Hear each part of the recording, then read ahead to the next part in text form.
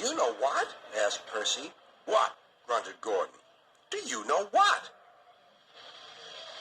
Silly, said Gordon. Of course I don't know what, if you don't tell me what is.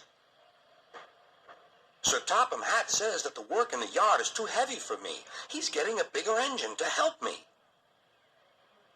Rubbish, said James. Any engine could do it. If you worked more and chattered less, this yard would be a sweeter, a better, and a happier place. Percy went off to fetch some coaches. That stupid old signal, he thought. He was remembering the time he'd misunderstood a signal and gone backwards instead of forwards. No one listens to me now. They think I'm a silly little engine and order me about. I'll show them. I'll show them. But he didn't know how. By the end of the afternoon, he felt tired and unhappy. He brought some coaches to the station. Hello, Percy, said Sir Topham Hatt. You look tired. Yes, sir, I am, sir. I don't know if I'm standing on my dome or on my wheels. You look the right way up to me, laughed Sir Topham Hatt. Cheer up. The new engine is bigger than you and can probably do the work alone. Would you like to help build my new harbor? Thomas and Toby will help too. Oh, yes, sir. Thank you, sir. The new engine arrived.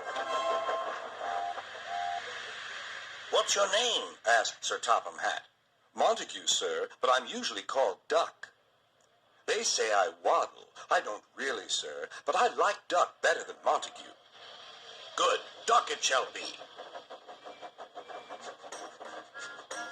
Here, Percy, show Duck around. The two engines went off together.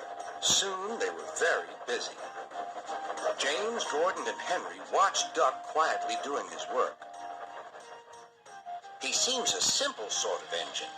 We'll have some fun and order him about. Quack, quack, quack, quack, whoosh. Smoke billowed everywhere.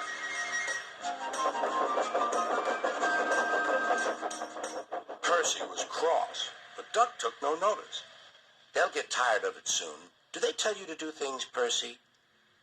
Yes, they do, answered Percy. Right, said Duck. We'll soon stop that nonsense. He whispered something. We'll do it later. Sir Topham Hatt was looking forward to hot buttered toast for tea at home. Suddenly he heard an extraordinary noise. Wheeze! Bother, he said, and hurried to the yard. Duck and Percy calmly sat on the switches outside the shed, refusing to let the engines in. Gordon, James, and Henry were furious.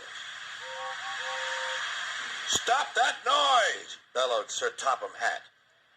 They won't let us in, hissed Gordon. Duck, explain this behavior. Beg pardon, sir, but I'm a great Western engine. We do our work without fuss.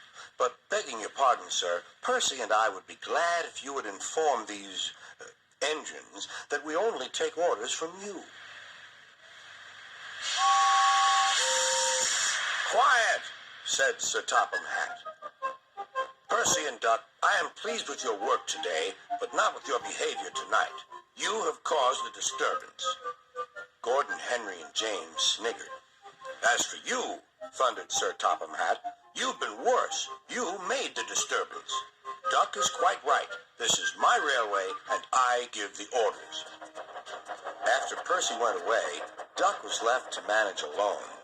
He did so easily.